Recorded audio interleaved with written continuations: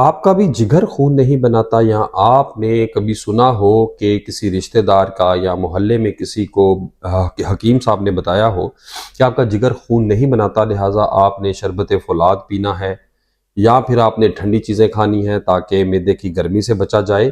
तो आज मैं आपको बताता हूं कि इंसानी जिगर खून कब नहीं बनाता। मेरा नाम डॉक्टर अदील रियाज है, मैं मेडिकल स्पेशलिस्ट हूं। अगर आपने चैनल सब्सक्राइब नहीं किया तो प्लीज़ इसको सब्सक्राइब करें ताकि इस तरह की मज़ीद मालूमाती वीडियोस आपको लाजमी मिलती रहे।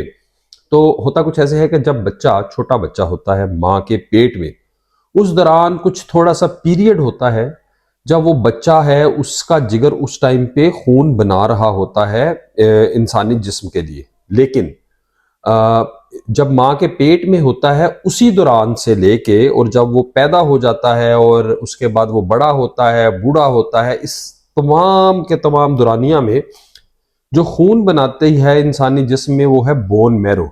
अब बोन मैरो क्या है? जो आपकी हड्डी के अंदर गुद्दा होता है उसको बोन मैरो कहा जाता है।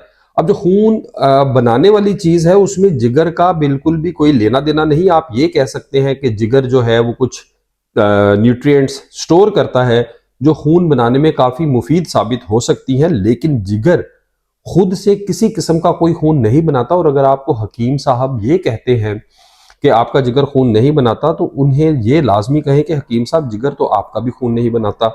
और दूसरी बात भी मैं आपको बताऊं कि अगर ऐसे हकीम जो पढ़े लिखे होंगे, डिग्री होल्डर्स होंगे, वो आपको ऐसी बात कभी भी नहीं कहेंगे। लिहाजा इस तरह की चीज़ों पे अपना टाइम, अपनी सेहत और अपने पैसे खर्च ना करें।